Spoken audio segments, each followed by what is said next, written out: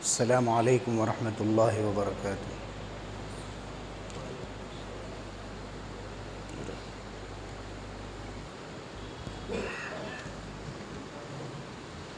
یہ رہے گا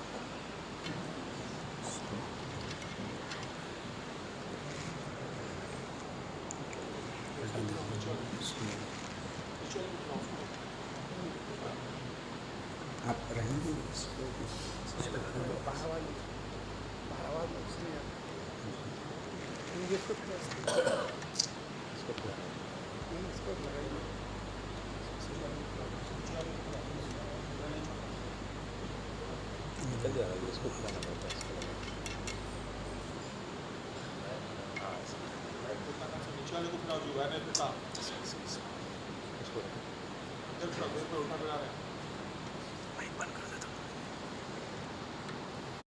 الحمد للہ رب العالمین والصلاة والسلام علی سید الانبیاء والمرسلین سیدنا محمد وعلی آلہ واصحابہ اجمعین، اما بعد فاعوذ باللہ من الشیطان الرجیم، بسم اللہ الرحمن الرحیم۔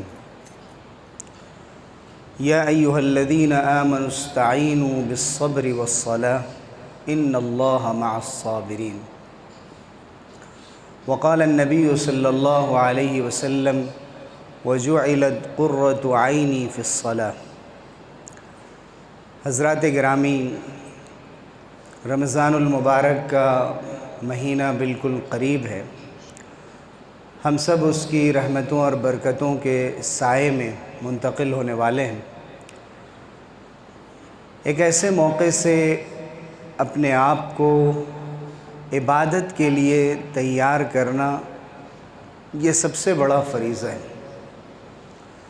اور عبادتوں کی جو سب سے بڑی بلندی ہے اور سب سے افضل عبادت ہے وہ نماز کی عبادت ہے۔ نماز کی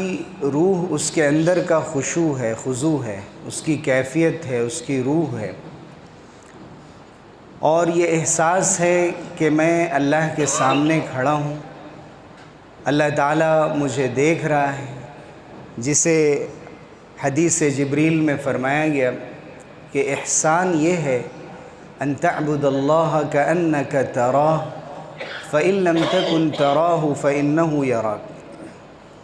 حضور اکرم صلی اللہ علیہ وسلم نے اسلام کے بارے میں بیان فرمایا، اور پھر ایمان کے بارے میں بیان فرمایا، پھر احسان کے بارے میں بیان فرمایا، اور احسان کی یہ تعریف کی کہ تم اللہ کی عبادت اس طرح کر رہے ہو گویا کہ تم اسے دیکھ رہے ہو، کہ وہ حاضر اور ناظر ہے، وہ قریب ہے، وہ دور نہیں ہے،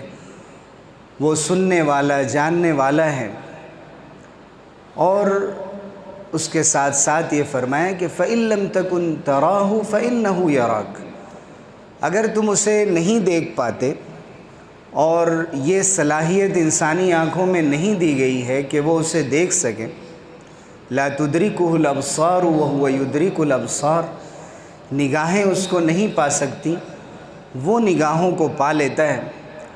تو کم سے کم درجہ احسان کا یہ ہے کہ تم اس بات کا یقین رکھو کہ وہ تمہیں دیکھ رہا ہے،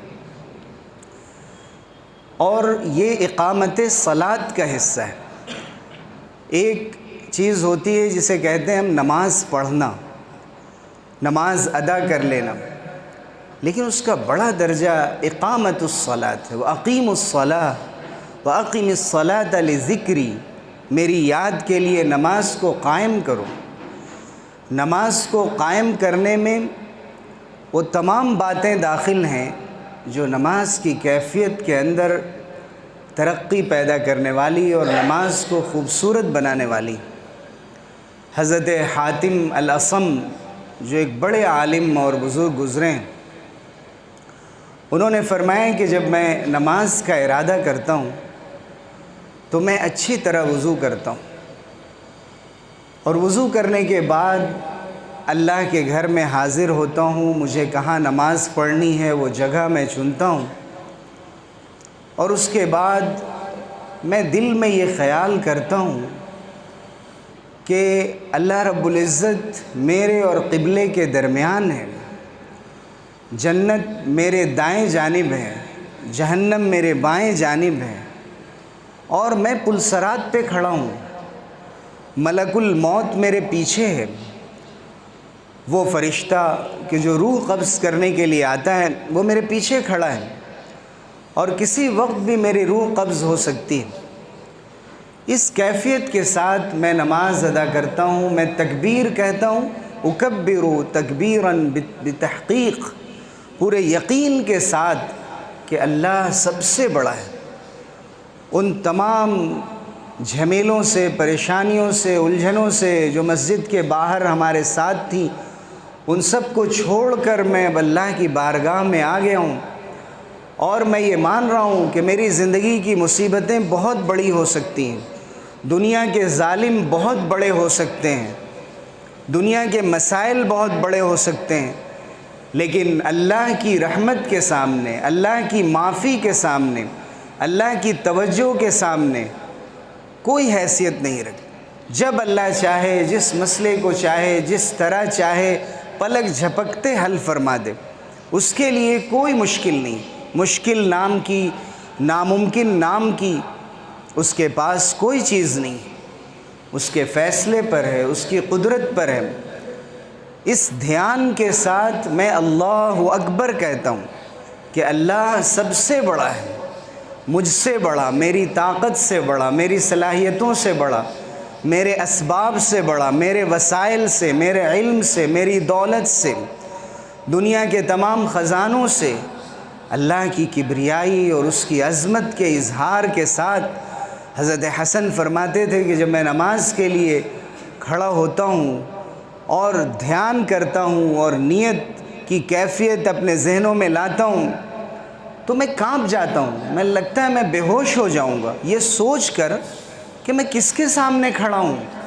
میں کس خالق اور مالک کے سامنے کھڑا ہوں، جس کے میرے اوپر کتنے احسانات ہیں، سانسیں اس کی دیوی، نگاہیں اس کی دیوی، سوچ اور دل اور دماغ کی طاقت، اور یہ ہاتھ اور بدن کا سلامت ہونا، یہ سب اللہ کی جانب سے۔ اس نے مجھے چنا، اس نے مجھے توفیق دی، مجھے عام جانوروں سے نکال کر انسان بنایا، انسانوں میں مومن بنایا، ان میں نمازی بنایا، ان میں اپنے دربار میں بلایا، اور دنیا کی جو سب سے اعلیٰ درجے کی کیفیت ہو سکتی ہے وہ نماز کی کیفیت۔ یعنی اگر پوچھا جائے کہ انسان اللہ کی نگاہ میں سب سے زیادہ خوبصورت کب ہوتا ہے؟ جب وہ نماز کے اندر ہوتا ہے، جب وہ اللہ کے سامنے کھڑا ہوتا ہے۔ اس کیفیت کے ساتھ جب ہم یہ سوچتے ہیں، حضرت حاتم اصم فرماتے پھر میں تلاوت کرتا ہوں، وَأُرَتِّلُ الْقُرْآنَ تَرْتِيلًا، میں قرآن کو اس کے آداب کے ساتھ، تجوید کے ساتھ پڑھتا ہوں۔ زَيِّنُوا الْقُرْآنَ بِأَصْوَاتِكُمْ، اپنی آواز سے قرآن کو خوبصورت بناؤ۔ حضور اکرم صلی اللہ علیہ وسلم نے جو تعلیم دی کہ جس طرح قرآن مجید کو پڑھنے کا حکم دیا، اس طرح میں قرآن مجید کو پڑھتا ہوں۔ میں رکوع میں جاتا ہوں، میرا دل جھکا ہوا ہوتا ہے، میرا بدن جھکا ہوا ہوتا ہے۔ میں سجدے میں جاتا ہوں، اسجد بتخشع، پورے خشوع و خضوع کے ساتھ میں سجدہ کرتا ہوں، اور ایسا لگتا ہے کہ میرا سر بعد میں جا رہا ہے، میرا دل پہلے سجدے میں چلا گیا۔ سکون کی کیفیت، دل کا اطمینان، روح کا اطمینان، قلب کا سرور، خوشی، وہ کیفیت کہ لگتا ہے میں سب کچھ پیچھے بھول آیا ہوں، میرے کام ختم ہو گئے، دنیا میرے ساتھ ہے ہی نہیں، میں ہوں اور جنت کے سائے ہیں، نہریں بہہ رہی ہیں اور فرشتے میرا استقبال کر رہے ہیں۔ کہتے ہیں میں ان سب کیفیتوں کے ساتھ بھی نماز پڑھنے کی کوشش کرتا ہوں۔ ثم لا ادری اقبلت الصلاۃ ام لا، پھر بھی مجھے نہیں معلوم کہ میری نماز قبول ہوئی یا نہیں۔ ہم نماز جب پڑھیں اس استحضار کے ساتھ، اس کیفیت کے ساتھ، خشوع اور خضوع کے ساتھ، اور شیخ جنید بغدادی رحمۃ اللہ علیہ نے فرمایا کہ خشوع کیا ہے؟ تذلل الجوارح لعلام الغیوب، تذلل القلوب لعلام الغیوب، انسان کے اعضاء و جوارح، اس کے دل اس ذات کے لیے جھک جائیں، پوری طرح سے جھک جائیں، اس کی آواز میں نرمی ہو، یہ نہیں ہو کہ شور مچا کر قرات کی جا رہی ہے اور قرآن کے الفاظ سے لڑا جا رہا ہے، بلکہ آواز میں کیفیت ہو۔ ان ھذا القرآن نزل بحزن فاذا قرأتموه فابکوا فان لم تبکوا فتباکوا۔ یہ قرآن غموں کی کیفیت کے ساتھ نازل ہوا ہے، غموں کے ماحول میں نازل ہوا ہے، حادثوں، مصیبتوں اور پریشانیوں کے ماحول میں قرآن کا سرور، اس کی کیفیت، خشوع و خضوع، جیسے کہ جب خشکی پھیل جاتی ہے، بارش نہیں ہوتی، لوگ ایک ایک دانے کو، قطرے کو محتاج ہوتے ہیں، اس وقت بادل تیزی سے برستا ہے اور پوری زمین سیراب ہو جاتی ہے، ایسے اللہ کی آیتیں اترتی تھیں، اہل ایمان کے دل خوش ہو جاتے تھے۔ اللہ نزل احسن الحدیث کتابا متشابہا مثانی تقشعر منہ جلود الذین یخشون ربہم۔ وہ اللہ جس نے سب سے خوبصورت کتاب نازل فرمائی، احسن الحدیث، سب سے خوبصورت بات، ایسی کتاب متشابہہ کہ جس کی آیتیں ملتی جلتی ہیں، اس میں متشابہات ہیں، مثانیہ، اس کو بار بار نمازوں میں دہرایا جاتا ہے، تلاوتوں میں جو دہرایا جاتا ہے۔ تقشعر منہ جلود الذین یخشون ربہم، وہ لوگ جو اپنے رب سے ڈرنے والے ہیں، جب اس کو سنتے ہیں اور اس کو پڑھتے ہیں تو ان کے رونگٹے کھڑے ہو جاتے ہیں، ان کے روئیں روئیں سے لگتا ہے کہ اللہ کے خوف کی آواز نکل رہی ہے۔ ثم تلین جلودہم وقلوبہم الی ذکر اللہ، پھر ان کے دل اور ان کا جسم پرسکون ہو کر اللہ کی یاد کی طرف مائل ہو جاتا ہے۔ ذالک فضل اللہ، ذالک ھدی اللہ یہدی بہ من یشاء ومن یضلل اللہ فما لہ من ہاد۔ یہ اللہ کی ہدایت، اللہ جسے چاہے ہدایت دیتا ہے، اور جسے اللہ ہدایت سے محروم کر دے، جسے وہ گمراہ کر دے، اسے کوئی ہدایت نہیں دے سکتا۔ انسان جب سورہ فاتحہ کی تلاوت شروع کر رہا ہے تو یہ سوچ کر کرے، میں دنیا کا مظلوم ترین انسان دنیا کی نگاہوں میں ہوں گا، لیکن میں مسلم ہوں، میں اپنی گردن اللہ کے سامنے جھکانے والا ہوں، اس لیے مجھے معراج نصیب ہو رہی ہے، مجھے بلندیاں نصیب ہو رہی ہیں، میں اللہ کا سب سے محبوب بندہ ہوں، میں بتوں کو اپنے سامنے نہیں رکھتا، میں شرک نہیں کر سکتا، میں سورج کی پرستش نہیں کرتا، میں صرف ایک اللہ کو ماننے والا دنیا کا سب سے مضبوط اور طاقتور بندہ ہوں۔ میرا دل پاک ہے، میرا جسم پاک ہے، میرا دماغ پاک ہے، میں اس شرک کی گندگی کو برداشت نہیں کر سکتا، اس لیے میں اللہ کا سب سے محبوب اور مضبوط بندہ ہوں، میں سب سے محفوظ بندہ ہوں۔ اور اس کے بعد جب وہ اللہ کی بڑائی بیان کر کے ثنا پڑھتا ہے اور یہ کہتا ہے کہ آپ کی ذات پاک ہے، اے اللہ میں آپ کی تعریف بیان کر رہا ہوں، آپ کا نام بابرکت، آپ کی بزرگی سب سے بلند، آپ کے علاوہ کوئی معبود نہیں۔ پھر وہ شیطان رجیم اور مردود سے جو اس کے دائیں بائیں اسے بھٹکانے کی کوشش کر رہا ہے، اس سے اللہ کی جناب میں پناہ مانگتا ہے، نام لیتا ہے اللہ کا جو رحمان و رحیم ہے، اور پھر سورہ فاتحہ کی تلاوت شروع کرتا ہے۔ اس کیفیت کے ساتھ اسے سننا چاہیے، اللہ کی جانب سے آواز آ رہی ہوتی ہے، جواب آ رہا ہوتا ہے۔ حدیث قدسی میں حضور اکرم صلی اللہ علیہ وسلم نے فرمایا کہ اللہ تعالیٰ فرماتا ہے قسمت الصلاۃ بینی و بین عبدی نصفین ولعبدی ما سأل، نماز میرے اور میرے بندے کے درمیان تقسیم کر دی گئی، میرے اور میرے بندے کے درمیان تقسیم کر دی گئی، آدھا میرا آدھا اس کا، لیکن میرے بندے نے جو مانگا میں نے اسے دے دیا۔ جب بندہ کہتا ہے الحمدللہ رب العالمین تو اللہ کی طرف سے آواز آتی ہے حمیدنی عبدی، میرے بندے نے میری تعریف بیان کی۔ حضرت شاہ ولی اللہ رحمۃ اللہ علیہ جو اس ملک میں حدیث اور قرآن کے ترجمے کے امام ہیں اور دین اور شریعت کی خدمت کے امام ہیں، اور ان کا پورا خاندان، انہوں نے لکھا ہے کہ بندہ جب کھڑا ہو اور الحمدللہ رب العالمین کہے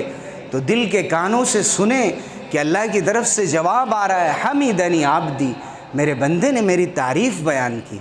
الرحمن الرحیم جب وہ کہتا ہے تو حضور نے فرمایا کہ اللہ کہتا ہے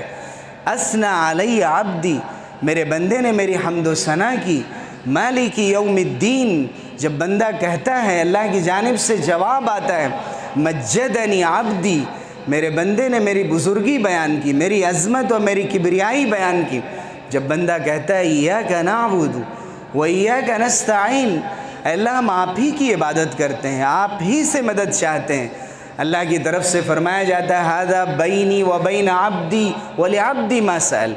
یہ میرے اور میرے بندے کے درمیان ہے، اس نے مدد مانگی میں نے اس کی مدد کی، اس نے میری عبادت کی میں نے اس کی عبادت قبول کی، اور اب جو مانگے گا میں اسے دینے کے لیے تیار ہوں۔ جب بندہ کہتا ہے اہدنا الصراط المستقیم صراط الذین انعمت علیہم غیر المغضوب علیہم ولا الضالین، کہ اللہ ہمیں صراط مستقیم کی ہدایت دے دیجیے، ان لوگوں کا راستہ بتا دیجئے جن سے آپ خوش ہیں، جن پر آپ نے انعام کیا ہے، ان لوگوں کے راستے سے بچا لیجئے کہ جن پر آپ کا غضب نازل ہوا، جو گمراہ ہو گئے۔ تو اللہ کی طرف سے آواز آتی ہے ھذا لعبدی ولعبدی ما سأل، یہ میرے بندے کے لیے اور میرے بندے کو مل گیا جو اس نے مانگا۔ پھر وہ جب کہتا ہے آمین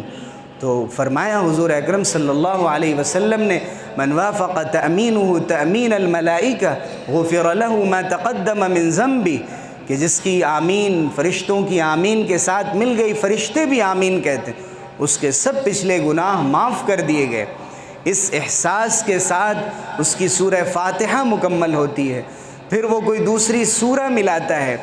اور اسی کیفیت کے ساتھ اسے سکون نہیں ملتا، قرار نہیں ملتا، اللہ کے سامنے کھڑا ہے۔ بعض علماء فرماتے ہیں کہ زیادہ لمبا قیام کرنا نماز میں افضل ہے، چونکہ حضور نے فرمایا کہ افضل الصلاۃ طول القنوت، کہ سب سے افضل نماز وہ ہے جس میں قیام لمبا ہو، قنوت کے معنی قیام کے ہوتے ہیں۔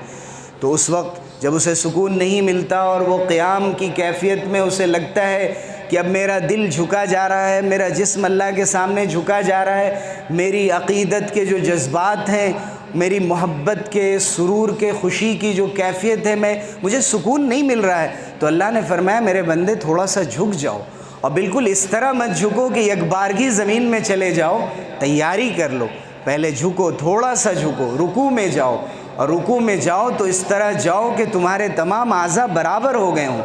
تمہاری پیٹھ اور پوری طرح سے برابر ہو گئی ہو، بے دلی کے ساتھ تھوڑا سا جھک گئے، نہ گھٹنے کو صحیح سے مضبوطی سے اس کو پکڑا، نہ سر کو صحیح انداز سے برابر کیا، نہ پوری طرح جھکنا ہے، نہ بالکل کھڑے ہونے کی حالت میں رہنا ہے، بالکل بیچو بیچ رہنا ہے، درمیان میں اعتدال کے ساتھ، کہ اگر اس پر کوئی پیٹھ پر کوئی چیز رکھ دی جائے تو وہ گرنے نہ پائے، اس کیفیت کے ساتھ رکوع کرنا ہے۔ اور رکوع میں سبحان ربی العظیم، میرے رب کی ذات پاک ہے، وہ عظیم ہے، وہ برتر ہے، 2 بار 3 بار 5 بار 7 مرتبہ اس کا اعتراف ہو رہا ہے۔ اور پھر یہ کہا سمع اللہ لمن حمد، سمع اللہ لمن حمد ربنا ولک الحمد۔ حضور نے فرمایا فرشتے دوڑ پڑتے ہیں اٹھانے کے لیے، اتنا افضل کلمہ، اتنی افضل بات، ایسا کلمہ، ایسی دعا، اس کا ثواب دینے کے لیے اور اس کلمے کو اٹھانے کے لیے دوڑ پڑتے، یتبادرون الی ہذہ الکلمات۔ پھر وہ کھڑا ہوتا ہے، رکوع سے سیدھے سجدے میں نہیں جاتا، کہ رکوع سے سجدے کا حصہ بڑا مختصر ہے، وہ اور پھر سے کھڑا ہو جاتا ہے تاکہ جب جھکے تو اوپر سے لے کر نیچے تک پوری طرح سے جائے، اور اپنے دل کی محبت کی کیفیت کو تسکین دے، اسے خوشی اور مسرت کا پورا احساس ہو کہ میں کھڑا ہوں، اللہ نے مجھے جانوروں کی طرح رکوع میں جو کیفیت ہوتی ہے ویسا نہیں بنایا ہے، مجھے چلتا پھرتا انسان بنایا ہے، اور میں کسی کے سامنے نہیں جھکتا، لیکن میں اللہ کے سامنے جھکتا ہوں، اور بلندی سے نیچے کی طرف زمین کی طرف جاتا ہے، اور اللہ اکبر کہتے ہوئے جاتا ہے، اور کہتا ہے سبحان ربی الاعلی وَأَقْرَبُ مَا يَكُونُ الْعَبْدُ مِنْ رَبِّهِ وَهُوَ سَاجِدٌ فَأَكْثِرُ الدُّعَاء۔ سب سے زیادہ بندہ اللہ سے قریب سجدے میں ہوتا ہے، اس لیے بہت سے علماء فرماتے ہیں کہ بہتر نماز وہ ہے کہ جس کا سجدہ اس کے قیام سے بھی زیادہ لمبا ہو۔ تو کثرت سے تم دعائیں کرو، جب اپنی انفرادی نفلی نمازیں پڑھ رہے ہوں تو کثرت سے سجدے میں دعائیں کی جائیں، جو معصور دعائیں ہیں حضور اکرم صلی اللہ علیہ وسلم سے اور قرآن مجید سے، خاص طور سے ایسی جامع دعائیں کے پڑھنے کا اہتمام کیا جائے۔ بندہ جب اس کیفیت کے ساتھ اللہ کے سامنے جھکتا ہے، عبادت کرتا ہے، تو پھر اسے کہاں پتہ ہوتا ہے دنیا میں کیا ہو رہا ہے، دنیا کے کیا مسائل ہیں،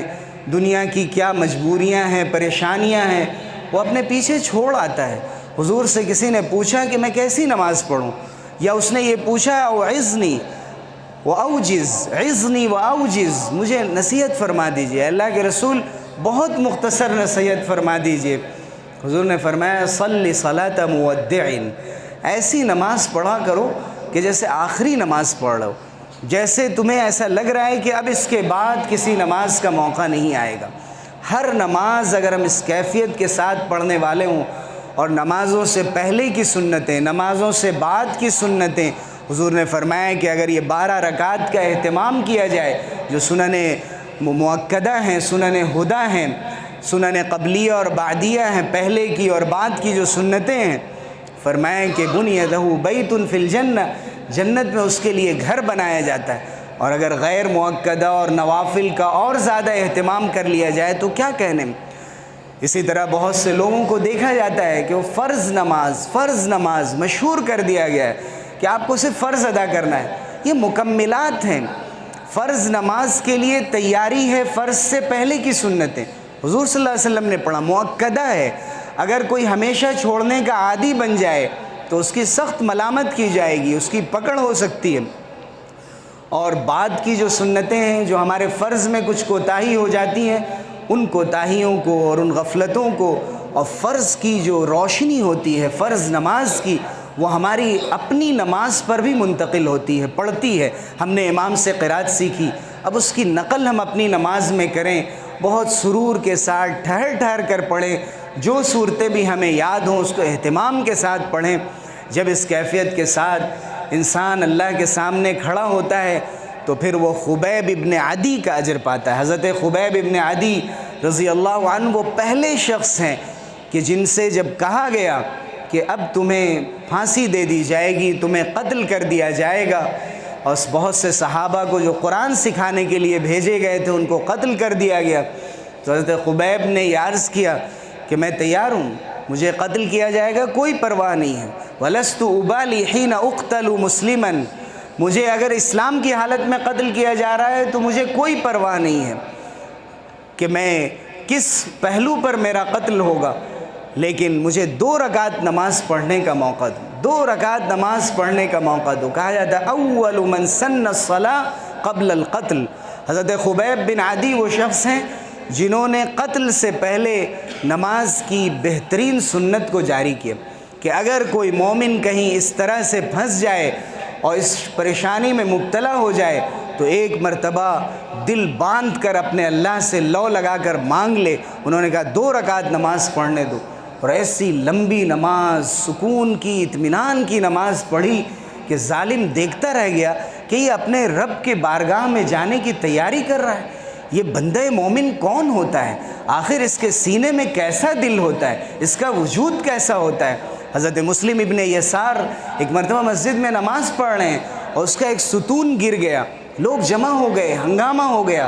اور نماز سے جب فارغ ہوئے تو انہوں نے کہا کیا ہوا؟ ان کو معلوم ہی نہیں ہوا کہ یہاں پر کوئی واقعہ پیش آیا، اس لیے کہ ان لوگوں کو نماز سے سکون حاصل ہوتا تھا۔ کتنے ایسے صحابہ ہیں نماز پڑھ رہے ہیں، تیر آ کر لگ گئے، نیزے لگ گئے، ان کو خبر ہی نہیں ہے کہ میرے ساتھ کوئی حادثہ ہو گیا ہے، چونکہ جب وہ نماز میں داخل ہو جاتے تھے تو پھر غفلت کے ساتھ نماز نہیں پڑھتے تھے۔ اس لیے ضروری ہے کہ ہم ایک ایسے ماحول میں اپنی نماز پڑھیں جہاں کوئی کسی قسم کا ڈسٹربیشن نہ ہو، کسی قسم کی کوئی تکلیف نہ ہو۔ بہت سی مرتبہ لوگ بیچ میں بالکل نماز شروع کر دیتے ہیں، حالانکہ سامنے سے گزرنے کی ضرورت ہوتی ہے، کوئی سترا نہیں ہوتا سامنے، اور ان کو خود بھی پریشانی ہوتی ہے۔ اس لیے اگر ہم اپنی نماز پڑھ رہے ہیں تو پہلے اطمینان کر لیں، پہلی منزل میں چلے جائیں، کونے میں کھڑے ہو جائیں کہ کسی قسم کی کوئی پریشانی نہ ہو، میں ہوں اور اللہ ہو، اور میری عبادت اللہ کے ساتھ جاری رہے۔ اللہ رب العزت نے اسی طریقے پر، اسی اصول پر نماز سکھائی۔ حضور نے دیکھا ایک شخص نماز پڑھ رہا ہے، اسے فرمایا کہ صلی فإنک لم تصلی، جاؤ نماز پڑھو، تم نے نماز نہیں پڑھی۔ پھر اس نے نماز پڑھی، آپ نے پھر فرمایا جاؤ نماز پڑھو، تم نے نماز نہیں پڑھی۔ 3 مرتبہ یہ فرمایا، پھر آپ نے نماز پڑھ کے دکھایا اور فرمایا صلو کما رأیتمونی اصلی، نماز پڑھو جیسے تم نے مجھے نماز پڑھتے ہوئے دیکھا، اطمینان سے پڑھو، کوے کی طرح ٹھونگ مت مارو اور لومڑی کی طرح نظر اپنی ادھر ادھر مت کرو۔ حضور نے یہ مثال دی ہے، یہ الفاظ بیان فرمائے ہیں کہ نقر الغراب و نظرت الثعلب، اور حضور نے یہاں تک فرمایا کہ لینتہین اقوام، کہ لوگ رک جائیں، نظر نماز میں اوپر کی طرف یہاں وہاں نہ اٹھائیں، گھڑی نہ دیکھیں۔ اس کے بعد حضور صلی اللہ علیہ وسلم نے فرمایا او لتخطفن ابصارهم، کہیں ڈر ہے کہ ان کی نگاہیں اچک نہ لی جائیں، اللہ تعالیٰ ان کی نظر نہ چھین لے، ان کی آنکھ کی بینائی نہ چھین لے۔ نماز میں دیکھتے ہیں اور اللہ کی طرف پوری طرح سے متوجہ رہیں، جہاں پر نماز کے جس رکن میں جہاں نظر ہونی چاہیے وہاں نظر رکھیں، اور پورے خضوع کے ساتھ، اطمینان قلب کے ساتھ، اور اللہ سے یہ دعا کرتے ہوئے حضور نے حضرت معاذ ابن جبل رضی اللہ عنہ سے فرمایا، یا معاذ، ابو داود کی روایت ہے اور امام بخاری کی ایک دوسری کتاب ہے صحیح بخاری کے علاوہ الادب المفرد، اس میں امام بخاری نے یہ بھی اضافہ کیا ہے کہ حضرت معاذ نے فرمایا لبیک یا رسول اللہ، اے اللہ کے رسول میں حاضر ہوں، فرمائیے۔ حضور نے فرمایا یا معاذ انی لاحبک، معاذ مجھے تم سے محبت ہے، انی لاحبک، مجھے تم سے محبت ہے۔ حضور نے 3 بار فرمایا، اور پھر حضور اکرم صلی اللہ علیہ وسلم نے فرمایا کہ تم نماز کے بعد اللہم اعنی علی ذکرک و شکرک و حسن عبادتک یہ کہنا مت بھولو، ضرور اللہ سے مانگو، اے اللہ میری مدد کیجئے اپنے ذکر کے لیے، اپنے شکر کے لیے، آپ کی اچھی سے اچھی عبادت کرنے میں میری مدد کیجئے۔ علامہ ابن تیمیہ رحمۃ اللہ علیہ فرماتے ہیں تأملت انفع الدعاء، میں نے بہت غور کیا کہ سب سے زیادہ فائدہ مند دعا کون سی ہے، فَإِذَا هُوَ الْعَوْنُ عَلَى مَرْضَاتِهِ، یہ دعا کہ اللہ اپنی مرضی کی توفیق دے دیجئے، جو آپ چاہتے ہیں اس کے مطابق مجھے ڈھال دیجئے، مجھ سے ویسی عبادت کرا لیجئے، ویسی دعائیں کرا لیجئے جو آپ کو پسند ہیں، مجھے نہیں آتی، اے اللہ آپ مدد کر دیجئے۔ حسن عبادت کی دعا کرنا، اور اللہ کیوں نہ دے گا، اللہ تعالیٰ نے بندوں پر جو رحم کا وعدہ فرمایا ہے، مغفرت کا جو وعدہ فرمایا، الرحمن علی العرش استوى، یہ نہیں فرمایا الجبار علی العرش استوى، بلکہ عرش پر مستوی ہے، رحمان ہے، رحم کرنے والا ہے۔ ایک قافلہ آیا، قیدی آئے، ایک عورت اپنے بچے کو تلاش کر رہی ہے اور وہ بچہ مل نہیں رہا ہے، بڑی مشکل سے جا کر جب وہ بچہ ملا اسے سینے سے چمٹا لیا اور اسے دودھ پلایا۔ حضور ایسے موقع کو جانے نہیں دیتے تھے، صحابہ کی تربیت فرماتے تھے، فرمایا کہ یہ بتاؤ کہ کیا یہ عورت اپنے بچے کو کبھی آگ میں ڈال سکتی ہے؟ ارأیتم ان هذه الامرأة طارحة ولدها في النار، اپنے بچے کو کبھی آگ میں ڈال سکتی ہے؟ انہوں نے کہا کبھی ایسا نہیں ہو سکتا، اتنی بے چین تھی۔ حضور صلی اللہ علیہ وسلم نے فرمایا للہ ارحم بعبادہ من هذه، اللہ تعالیٰ اس بندی سے زیادہ اپنے بندوں پر محبت کرنے والا ہے، وہ آگ میں ڈالے گا، وہ آگ سے نکالنے کے لیے، نجات دینے کے لیے بہانے تلاش کرتا ہے۔ تو مومن بندوں کے لیے خوشخبری ہے کہ ہم اپنی نمازوں میں سکون پیدا کریں۔ حضور صلی اللہ علیہ وسلم نے فرمایا کہ حبب الی من دنیاکم الطیب والنساء، تمہاری دنیا میں سے مجھے 2 ہی چیزیں محبوب ہیں، ایک عطر ہے اور ایک بیویاں ہیں، وجعلت قرۃ عینی فی الصلاۃ، اور میری آنکھوں کی ٹھنڈک نماز میں رکھ دی گئی ہے۔ یا بلال ارحنا بالصلاۃ، اے بلال نماز قائم کرو اور نماز سے مجھے سکون پہنچاؤ، سرور کی کیفیت پیدا کرو۔